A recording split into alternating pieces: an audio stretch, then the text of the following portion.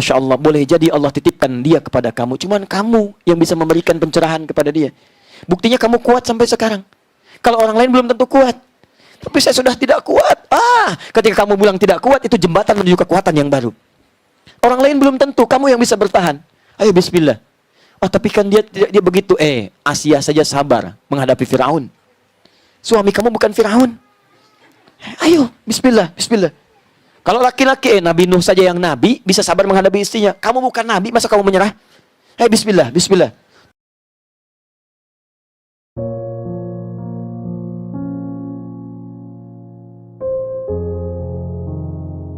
Untuk saudara sekalian yang saat ini rumah tangganya sedang diuji, mari kita renungkan pesan berikut ini.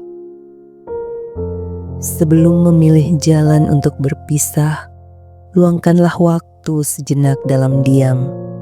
Duduklah berdua tanpa saling menyalahkan. Bicaralah bukan sebagai lawan, tapi sebagai dua hati yang dulu pernah memilih untuk saling melengkapi. Ingatlah hari ketika saling menerima kekurangan, ketika tawa dan air mata dibagi bersama, dan ketika janji diucapkan di hadapan Allah bahwa akan saling menjaga dalam suka maupun duka.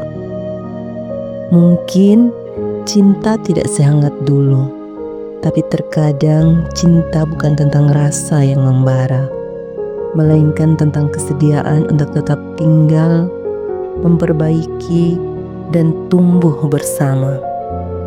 Perceraian bukanlah akhir dari segalanya, tapi ia selalu membawa luka, bukan hanya bagi pasangan suami istri, tapi bagi anak-anak dan keluarga.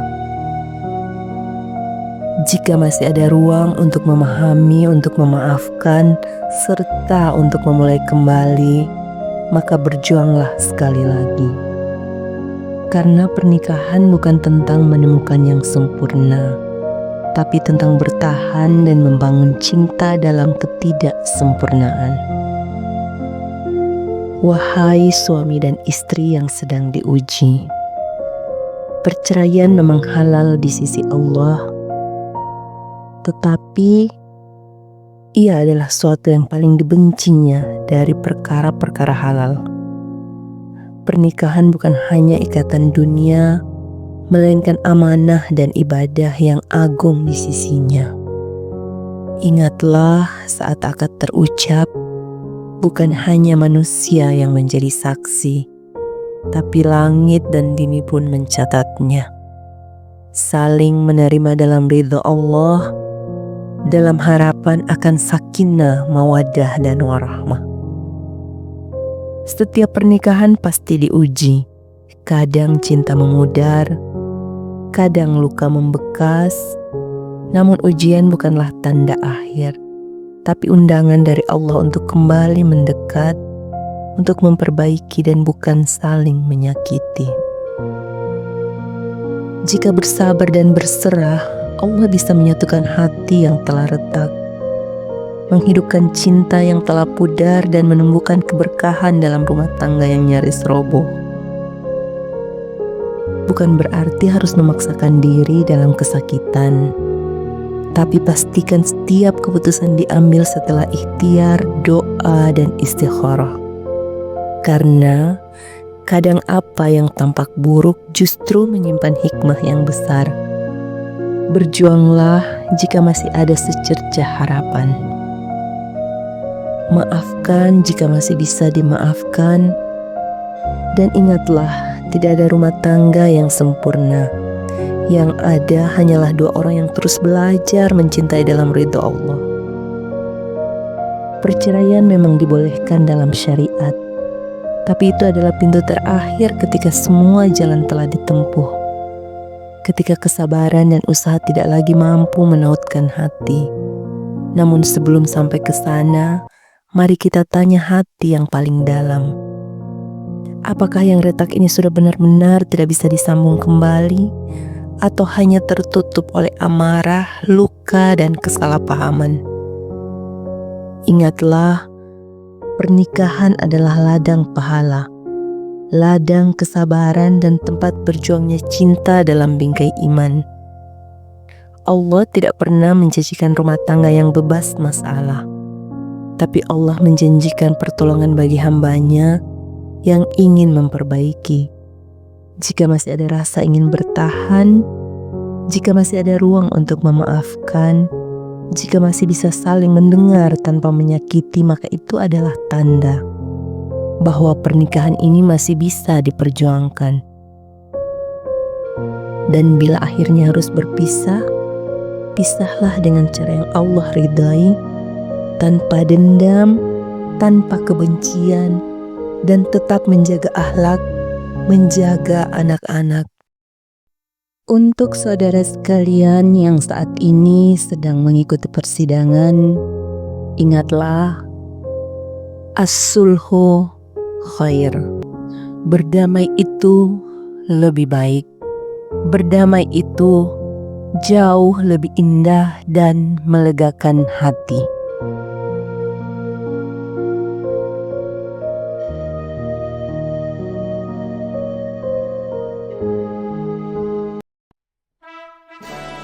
Assalamualaikum warahmatullahi wabarakatuh.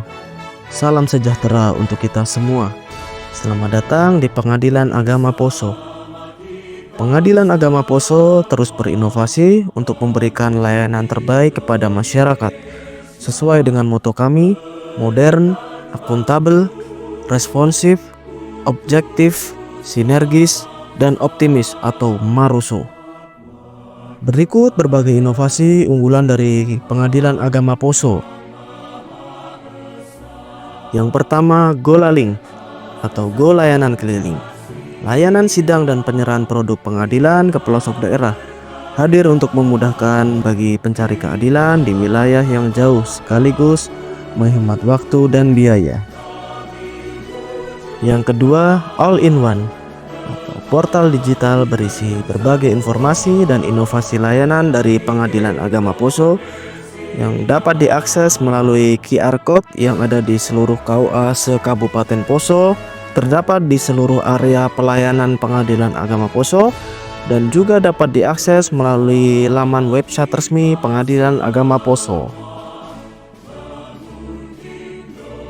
Yang ketiga yaitu GoCap atau kartu prioritas, kartu khusus untuk pencari keadilan agar mendapatkan antrian prioritas saat melakukan pembayaran biaya perkara di bank.